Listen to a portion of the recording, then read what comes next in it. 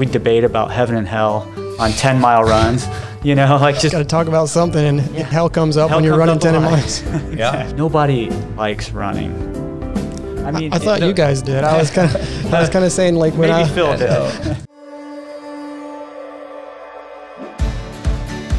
God has a dream specifically for you. And if you don't play your part, it won't get played. And if your part doesn't get played, I assure you, souls can be lost. The world doesn't need another John Paul II or Mother Teresa. The world needs you. And your ordinary life has an extraordinary mission. Now is your time. You're listening to the Extraordinary Mission Podcast with Dr. John Wood. Dr. John Wood is an optometrist, author, speaker, and saint in the making. He has published 3 books and speaks across the country, energizing the church to pursue our extraordinary mission. And now, your host, Dr. John Wood. Welcome to the Extraordinary Mission Podcast. My name is John Wood, your host, and this is a podcast where we talk about our extraordinary mission of becoming the saints God created us to be and inspiring other people to do the same. Especially if we're parents, we want to reach out to the parents out there and inspire them not only to live the mission, but to pass it on to their children, inspire our children to go after this extraordinary mission as well. And my 2 guests can help us do that today. I got some great friends with me today, Phil Slonkowski and Matt Reesner. 2 guys that I met a long time ago, but we didn't really know each other back then in high school. We actually were opponents. We competed against each other. But in the last year or 2, we become great friends. We're kind of reconnected 20 years later. And these guys have a great history as athletes, but right now they're living the great vocation as being husbands and fathers. And we're just 3 dads, 3 ordinary dads trying to figure out how to become the saints God created us to be and figure out how to pass that on to our kids. So Phil and Matt, thanks so much for coming on the podcast. I was excited about having you guys. You got great wisdom to share, so thanks for being here. Yeah, thanks for having us. Yeah, thanks, John. So just a little bit of background. Phil, you're a pediatric dentist. That's what you do for a living. You grew up in Minster, Ohio, running against me at Versailles. We're pretty kind of head-to-head athletes in many invitationals. We'll talk about that here in a little bit. But you went on to the University of Notre Dame, had a pretty good running career there, and now you're the father of 5 kids. Yeah. And what are their ages? Oh, let's see. It's 8, 6, 4, 2, and 5 months. All right. And trying to play catch up with Matt. Matt. So 7 kids for Matt? 7 kids for my wife. All right. And the age range for them? Our oldest is 12, just about 13, but 12, 11, 9, 7, 6, 3, and 1. Yeah. 1.5. Yeah, I always have to stop and think if I can get the first one right, and then I go in the order. It's about a year and a half between all of them. So they always keep changing on me, and I can't keep up. So I got 4 kids myself. I have 1 on the way, so it's been a long time. You guys have to give me some pointers. I kind of forget how to start over from scratch here in a few months. I got a new baby coming, so it's pretty exciting. But one of the reasons I brought you guys on here is just kind of our common experience as athletes. Our story of reconnection is kind of fun. You know, Matt, you're from Fort Recovery. I remember all the intimidating purple. We had to run against you guys in cross country all the time, and you guys were always awesome in high school. So I was kind of familiar with you then. But my younger brother, who's a priest, was doing his pastoral year in Fort Recovery, and so you kind of connected with him, and then I did a parish mission there. We got connected at that point, and our love for Catholicism is kind of what connected us. You know, I didn't really know you guys in high school, but I feel like I've known you for a long time just because of our common love for our faith and our love for competition and sports and things like that. And then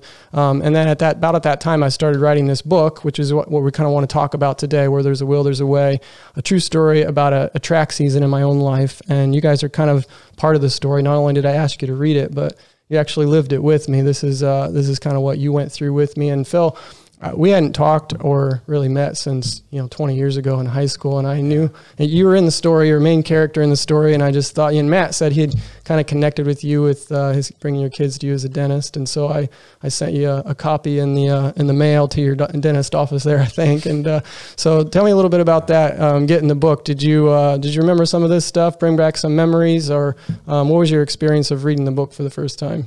Yeah, it was a funny set of circumstances, right? Because Matt came in with his kids and said, "Hey, have you read John's new book?" I was like, "What do you mean?" Because I had heard that you had written another book previous to this. Yeah. And for some of I have quite a few younger siblings, so I knew you were involved in speaking and doing different things for the church. That was really cool. And so when Matt said that, I was super intrigued. And then, yes, when you sent the book, I think I read it. I got it and read it within that next day. Yeah, it's a pretty easy read. Right. And it was really fun. It was fun to reflect on the bits and pieces that you tell in there, and to see the testimony that you wrote about in terms of how your faith shaped so much of how you were running. It's a great analogy.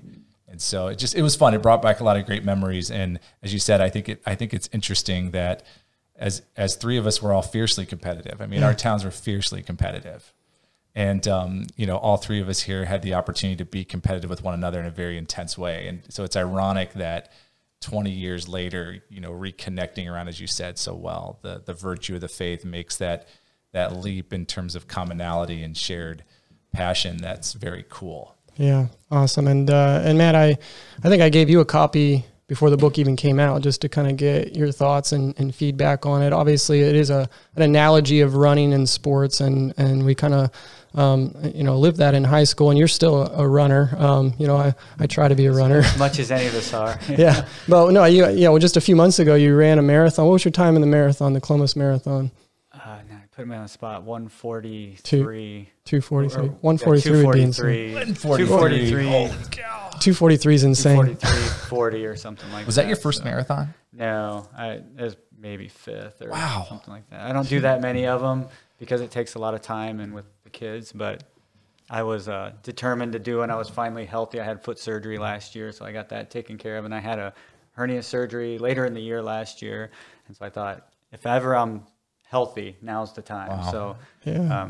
I trained, and I kind of did a different kind of training. There's a book out that says you can run less and train harder for those less, and it'd be better for you. So I kind of followed that, and Yeah. Well, obviously I didn't worked follow for it. you. Well, I didn't follow it exactly because they say you only have to run 3 days a week, and you'll be good. But I still ran 6 days a week, but I just ran easy on those days. So Yeah. Did it prove true? it did. I mean, it was my best time I've ever ran.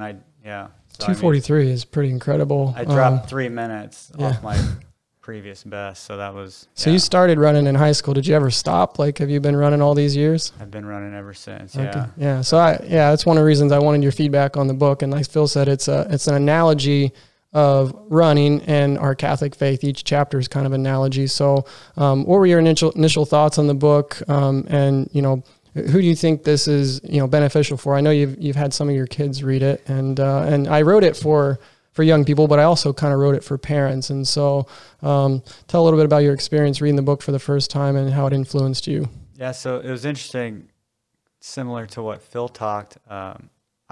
I really enjoyed it because it brought back memories for me. I was actually trying to remember right away. You don't say what age you were, and so I remembered running against both of you, obviously. And mostly I remembered looking at the back of your jerseys, I think. That was what I remember the most. But it was funny in the book you mentioned that Phil wore a scapular all the time. And that was the one thing about Phil Slonkowski that I remembered was his scapular, and the fact that he beat me a lot. But I've actually got some, I sent that a while back, but I found digging through some old photo albums, some pictures of both of us running against each other in my old albums that I didn't even know I had. It happened. It was in the paper or something like that. But so it was neat. It brought back a lot of good memories, some not great memories. But no, it was really good, and I appreciated all the analogies. I like that a lot because I think there's so many things in life you can pull from, and I think. Both in running and in Catholicism, So I really enjoyed it. Like you said, it was a quick, easy read. And so I had my kids read it, or my two oldest anyway. And I think at the time they were 10 and 8. So it was a couple years ago. And my 8-year-old, who loves all things sports, he's like, "This is the best book I ever read." Like that was his initial reaction, which was interesting just because he didn't know you at all. And it was kind of funny. And I said, "Well, what did you think about all the little tips about growing in your faith?" And he's like, "What do you mean?" So the 8-year-old version of him maybe didn't get all those tips, which I think is a testament to how you wrote it. Yeah, it's kind of designed for that. It's kind of like, you're learning about the faith without really realizing you're learning about the faith. And that's where I thought it was really great because my older daughter, who was 10, got that a little bit. And she actually her comment is that I didn't feel like the writer, the guy, I think she said, I didn't feel like that guy was trying to tell me those things. I felt it was like God was saying those things. I thought that was an interesting way of putting it. Yeah. And that was a 10-year-old, you know, so I thought that was effective. Yeah. That, you know, you can be as young as 10 years old and pick up a lot of truth out of this book. But I think the perfect age is the confirmation age. Yeah. I teach religion now, and I'm teaching freshmen who will be making their confirmation next year, but we have a 6 or 8 week stretch where we talk about confirmation and kind of give them the basics, the introduction of it. And I want to pass out the book and have them read it, because it's not an intimidating book. Yeah. You know, some of these books are like this, and you're like, phew. And so you can read it, you know, if they wanted to, you could read it in an afternoon, you know. But there's so much there, and it just is such a great just dabbler. You know, if you don't, even for somebody that maybe isn't into their faith, they're the kid in the back that, you know, whatever, you know, I got to go through the motions here. I think it can really help spark something in them, because they see another way of looking at it, and sometimes that's what I think. Awesome. Yeah. And, you know, one of the chapters, Phil, you know, with both of you, that kind of where you kind of come out a lot is the opponents. You know, there's a whole chapter on opponents and those obstacles. And I'm with you, Matt. I usually was looking at the back of Phil's jersey there. And actually we're all at the same invitationals. And every week I was just kind of always moaning and groaning like, man, Phil's going to be there again. And, you know, but looking back, like, I think you probably more than anybody else is what pushed me to become the best runner I can be, and eventually a state champion. Being a state champion yourself in the 800-meter run, just every week I knew I had to show up. And we were opponents for so long, but now we're kind of on the same team as far as growing in our faith and passing on the faith. And so talk about just that idea of opponents and running, especially a lot of times it's you against you, but the people around us that we look at as opponents sometimes are the people that challenge us to become the best version of ourselves. So, you know, what are your thoughts on just the whole idea of pushing each other to help each other become the saints we were created to be? I think it's a relevant message that needs to happen today, probably more than anything. Yeah. I think that message is one that back when we were competing was something that was part of the culture that was inherent to sports. And I think today that's been disconnected. Mm-hmm. I think that the idea of, because I think a lot of sports today focuses on the self, focuses on the individual, and even in cases where kids don't even know that that's happening. The idea of having teammates that you work together to collectively achieve some goal as a unified team, I think has been distracted by the celebrity society, the Instagram society, where it is all about the one key player that can make the difference for the team. Because as you know, as you mentioned, I'm a pediatric dentist and I have a large team. I have about 30 plus team members. And what I can tell you is that central to our success is the ability of that 30-member team, no matter who's the best or who's the worst, to work cohesively together on a daily basis to try and perform at a level that we never will achieve, but we strive to. And I think kids today have such a pressure to be perfect that they don't understand that it's the journey that's where the joy is at. Yeah. You know, the struggle that I had was that I didn't have any teammates that were as capable as I was physically. I had a mental game that I had to play, and it took me until I had to drop out of track at Notre Dame, go through a bunch of different things in my life to where I was able to overcome the mental hurdle that then allowed me to propel me to be on a path of whatever God's plan is, but one that that I think is central to my story. Of if I was giving a talk on success in business, I would say this was my point of failure, because you all have to have a point of failure. Yeah. And I think any athlete can point, any successful athlete that performs at professional level, Olympic level, I mean, they have those moments. And not that we don't have those moments in high school sports, but when you compare, like, you know, when you're a high school kid, everything's at that level, and hindsight's 20/20. But I think in general, what I would say is what I learned through that was it was fun to compete. What I liked about track and field was that it was you as the individual, right? Like, you had your individual thing. So it was you, your best time, trying to push yourself. And you have to be able to push yourself. I mean, gosh, you can't raise 7 kids and not have to push yourself, right? I mean, you're tired, you're sleep deprived. Yeah. You have to manage your stress, the different dynamics of the family. Same thing you have to do when you're leading a team as a business owner. Like, you have to put aside your own emotions. You have to put aside your own, like, how do we learn those lessons? And I don't see that happening in the kids today. Mm-hmm. I mean, the young kids today are getting it. I mean, right now in colleges, you have kids where, you know, parents are needing to go with their kids in college talking to the professors at college because they're not getting either the grades or they're not performing. Like you see a level of involvement that, where's the independence, the confidence, the drive, right? So, I guess I would in summary say that I think your book's really relevant today. And I think the question in my mind is, my oldest is only 8. You've got older kids, Matt. You've got older kids, John. I mean, I think at what point I don't think it's too early to start introducing this idea that, look, what matters most is your faith. And any athletic performance, any activity you do, if it doesn't help build that up, if it doesn't work with it, then why are you doing it? Yeah, and I think, that's kind of leads to my next question for both of you guys. Just kind of growing up, we all grew up as kind of cradle Catholics from the start, but how important was your faith when you were running these races? Like obviously, and I talk about in the book, one thing I remember about you, Phil, is the scapular always flying out the back of your jersey there. And I was always like, man, he's got the same weapons I got as far as, all the grace and the prayers and stuff. But was your faith a big part of your life through high school? And did that make you a better runner? And, did running make you a better Catholic, kind of vice versa? So maybe start with you, Matt. What are your thoughts on how did your faith influence your running, and how does your running influence your faith? And so our team, we had a good team in high school, and we had our top 7 guys were all Catholic, and so we prayed together. It's a public school. Public school. We prayed together before every race. We would talk about a couple of guys on the team. We would get together and we'd read a section of the Bible story, and then we'd go out and do a long run and talk about it. That's cool. And that was, and we didn't even think about it. It wasn't like we were trying to grow in the faith. We just thought it was interesting. We're talking about it. We'd debate about heaven and hell on 10-mile runs, like just got to talk about something, and hell comes up when you're running 10 miles. Exactly. So we did all these things. The night before we won state as a team, we prayed a rosary together.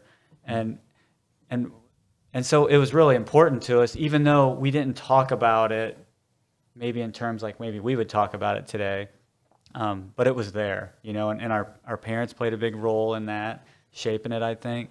But the sad part of all that, having said that, of those 7 guys, 3 of us are Catholic today, and that's the sad state of affairs of where things are at today. But back to your question, so it played a big part. I think that there's so much you can do with running and your faith, and you showed that in your book really well. But nobody likes running. I mean, I thought you guys did. I was kind of saying like when maybe Phil did.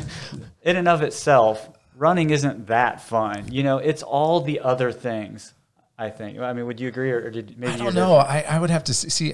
I thought Phil liked running because I came up to the track meet and he was always joyful, and I was scared. I loved inside. Middle distance. Yeah, I'm not a long distance runner, but I can go out and run a 5K. I can push it and maybe do a 10, but I love the 5K sweet spot, the 800 mile. If you got me on a track, I literally felt free. And you put me in a 4x4 relay or 4x8 relay, and I was on cloud 9. Mm-hmm. I remember that. I always felt like I couldn't wait till the race was over, and I looked at Phil, and he looked like he couldn't wait till it started. Yeah, the relays were great. Because, I mean, again, for me, the relay was the team, and I could put aside my mental barrier against myself. I'm at 39, almost 40 years old, I'm finally addressing the fact that I'm too hard on myself. That's my big thing for this year. And I was always too hard on myself on the individual races. But when it was a relay, I could just disconnect. Yeah. Usually we were behind. And so it was always fun to be like, let's do it. Let's catch them. I agree. I mean, that is the biggest rush there is in sport. It's funny though, Matt, I was going to say, I think you say it's a sad fact, but I think to me, it's the reality of our culture and the reality of temptation.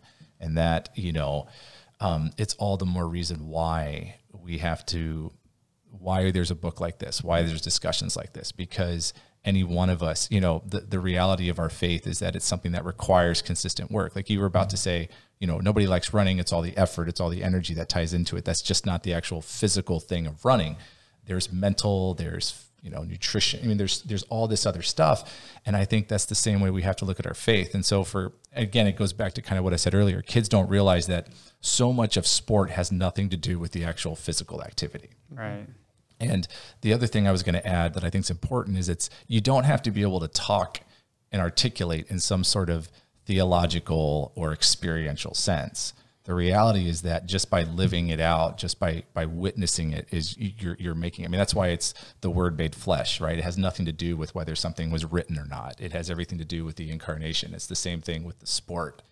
You know, all sport is an embodiment of us trying to reflect on the reality of an aspect of being human that brings great joy in our ability to bring out. Like the thing that you talk about the faith, that this is the last thing I'll say, is that I was given a framed scripture verse of, I have run the race, I have kept the faith. And that has been with me since I was, I think even junior high, I think is when I got it. And I still have it in my office at home today. And I still wear a scapular. And I love it when I have kids come into my office and they're all wearing scapulars. And the only thing I will take credit for is that I took and I still have my scapular that I wore when I raced against you guys. I've got it hanging up at my office. But I took my scapular and I swung it around so that it kind of hung here. And I want to take credit for the person who kind of started that fad. Well, because that's what everybody's doing. And so I was just going to say that's how I have mine on right now. Like I took that from you, because I was like, nothing more annoying than having a scapular that's like hanging down to your belly button, exactly, or choking you the other way. And so I have to try that. I still haven't made tie it off on the front and the back. It works out really well. It's so nice, and that's where I picked it up. And I just started wearing mine probably 5 or 6 years ago. You know, and I never used to wear one, but I thought, you know, how can you wear this all day long and not get in your armpit, and like it's flying all over the place, you know? And that's the way. Phil started the trend. Yeah. Congratulations, that's awesome. 20 years in the making. Yeah. It's a great testament, right, to the fact that I look at the witness of seeing those scapulars coming in as saying, there you go. You never know who's watching. You never know who's doing it. Because I took so much flack for wearing a scapular. Yeah. You know, like being the Catholic guy, the guy who did that. But yes, the faith was paramount. The faith was everything. And I would always attribute my challenges to overcoming my mental battles with prayer and discussions with God about how can I do this. Yeah, and I my brother taught me in our little Versailles shorts, there's a little pocket in there, and that's usually where I put my scapular. And I like the wooden cross was kind of always I wanted to carry my own cross, which I kind of talked about in the book. And then I developed the wristbands to become a saint, be not afraid to kind of, but that's just a perfect example of how our faith and our sports can kind of go together. They can teach us, one with the other. I'm certain that being a runner made me a better Catholic, and being a Catholic made me a better runner, because they just go hand in hand. And like you said, it's a journey. It's the challenges that help us grow. And that's why, sometimes the culture runs from Catholicism. It's not easy. Sometimes we forget that we're on this journey.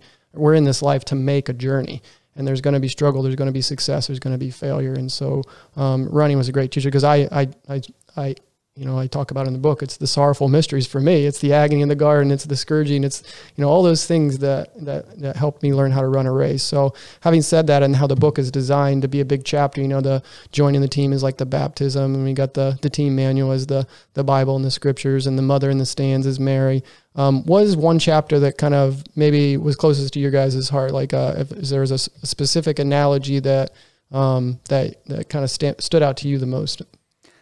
So my favorite chapter, you mentioned it already, was the opponents. I think it was like chapter 10. And I liked it because it brought back memories, first and foremost. I thought that was really neat. And I think also in that chapter, you had it was the poem or the thing about push. Yeah, don't quit. Yeah. And I thought that was really good, because I've seen that same thing, and I've always thought that's so much of what running is, and I really think that now that I've done some marathons and things like that, and you talk about it in your book, the biggest opponent is yourself always, that you're running against yourself, that you're the only person that can keep you from being a champion. I think you had said it. And that's so right. I can think back of so many times, and you talked about the sorrowful mysteries. About 10 years ago, I started praying the rosary when I run. And so every run I do, I pray the rosary. If I run 6 miles, if I run 26 miles, it's one rosary. And somebody's like, how many rosaries do you pray? You were running out there for 2.5 hours. I'm like, 1. And they're like, what are you talking about? Like, it's amazing how you get lost in it, And I specifically remember I was running the initial Grand Lake Marathon a number of years ago in Salina. And that course was awful. It's changed since then, but they ran the first 13 miles with the half marathon and the second 13 around the far side of the lake. And so you were totally alone. And so from miles 12 to 26, I saw no one in the race. I saw a few fans, but I couldn't see the guy ahead of me. He was too far ahead of me. And the guy behind me, I couldn't see. And so it was me. And so I was praying. I remember I was praying the sorrowful mysteries. And I was running through this little town. I don't even remember, this real little burg. And I was hurting so bad. Like, it was at like mile 20. I just wanted to quit so bad. And I was like, I'm dying. I'm dying. But I was on number 4, carrying the cross. I'm like, this is my cross. I'm just going to keep going. And I was convinced that I was a minute off my pace. Everything hurt. I felt terrible. When I finished, I got to the end. I looked back. My pace stayed totally consistent. Like, I didn't drop pace at all, even though I felt like it. And I still say it was those sorrowful mysteries that brought me through that, because I felt terrible. Like, I thought that I was dying, And so, so for me, that push was a great thing in there too. But also, I mentioned earlier, I teach religion. And I think it was in that chapter that you mentioned that you were at religion and you were paying attention. And your teacher talked about an analogy between Spider-Man. Yeah, Spider-Man. With great power comes great responsibility. Right, and I think he had the Green Goblin as the enemy, and I thought that was such a great analogy. And my son, that was his favorite part. He really liked that, and because he, Spider-Man, anything Spider-Man's cool. But it also, I thought it was neat that, hey, maybe something I'm saying now to these kids that don't look like they're paying attention, maybe they're getting something out of it. 10, 20 years from now, it's going to stick with them, Because I think that as parents, we do that all the time. I always joke that we're the Charlie Brown teacher. Like, wah, wah, wah, wah, wah. Like, everything we're saying, we're trying to, like, make some great spiritual truth out of something. And it's like, they're not hearing anything, but maybe they are. And I think that's something that, I thought that was a great thing. One last thing, I'll see what your favorite was, but I think it was chapter 4. I don't remember what chapter heading it was, but it was your uniform. You just got a new pair of cleats, and the whole Paraclete analogy was awesome. Like, I actually stopped and I said, Angie, look at this. This is so clever. I thought that was so neat. That's Mike Sweeney, the Major League Baseball player that I've gotten to know, and he gave me permission to use that. I just talked to him actually, but that was he has a whole talk on Mary, and he talks about Paraclete, and I was like, that's pretty cool. But I kind of threw that into the story with some creative license, because I didn't come up with that when I was in high school. But that was and cool. I figured that because it was so clever, like, that doesn't happen. But it was great. I thought, and I still think it's great. And I was thinking more about that actually yesterday. I was out running, and I was like thinking about, what's my favorite part of the book, and I was like, that Paraclete was so clever. And I thought, just extending the analogy a little bit more, like in track, your cleat, or in cross country maybe even more, your cleats help you get a grip. Yeah. And that's what the Holy Spirit did to the apostles at Pentecost. It's like Jesus had died on the cross. He's gone. They're freaking out, right? They're up in the upper room. They don't know right from left. They're scared. They don't know if they're going to be persecuted next. And here comes the Holy Spirit, helps them get a grip on the situation. Pentecost happens, the flames of fire come down on them. Next thing you know, Peter's out there preaching to 3,000, baptize them. Nothing, the whole world, nothing's the same after that. And I just thought that was such a great, analogy that came alive for me too. Awesome. I really like that. I have a lot of this. I have a lot of the same similar spots that you said spot on, which I find quite interesting. I'm just going to summarize and say that I think what I liked about your book is that each part built on it, and I thought you ended it very well. And so for me, the ending was quite a great ending because it tied together all the themes in the book. And I think that, sometimes there's books that you read where maybe the middle is your favorite part and the ending was, kind of blah. But I think what I liked about yours was I realized that when I got to the end, it was this journey that I was able to take with you because I was a track runner too. And so when you get there, it all makes sense that, there's a will, there's a way, and having, you first have to have the intent, but then it's through God's grace that he will allow everything else. And I think, the lesson through sport that I think we have to learn is that we can only do so much physically, but then in reality, there is God's kind of divine grace. Yeah. And that's great. That's the whole purpose of the book, I guess, is that theme that my mother gave me. of that motto, try your best, let God do the rest, because it is by God's grace. And that's something we learn in Catholicism, because like you said, sometimes you're a little too hard on yourself. And I know I was, because we sometimes focus too much on doing and having and what did I achieve, versus Catholicism's about becoming, and running is really about becoming. We are our own opponent, and the opponents in the race, like you guys, made me a better athlete. When I'm way ahead running by myself, it's really hard to push myself, but you guys challenged me to become a better person. And I can honestly say, and I think you guys would agree, that being a runner also made me a better dad. It prepared me for being a father and a husband, because there's a lot of sacrifices that we got to make to do that. Yeah, you get used to defeat. Yeah, small little victories, the ups and the downs, the roller coaster ride, and just the everyday sacrifices you have to make. I hope that's what people get out of it. And the book is available on my website, extraordinarymission.com. It's called Where There's a Will, There's a Way. If you're an athlete, especially if you're a runner, I think it will apply to you. If you got kids who love sports, I really wrote it for them, but also for the parents. If you're a mom or you're a dad, this book really shows how my mom, my coaches, my teammates, my mentors, my opponents made me a better person. And so if you want to figure out how can I share the faith with my kids, that's what this book is for. I really wrote it for you more than anything, is the moms and the dads. And so hopefully people will get a lot out of that. So thank you guys for this episode. We got more episodes coming up. We got a lot of things we want to talk about in the next couple episodes. And for now, though, I want to sign off and tell everybody that you were made to be saints. So just try your best and let God's grace do all the rest. The Extraordinary Mission podcast was brought to you by the Deep Roots Club, a group of people investing their time, talent, and treasures into helping today's families build deep roots of faith that can weather any storm. Find out more at www.extraordinarymission.com/get-involved.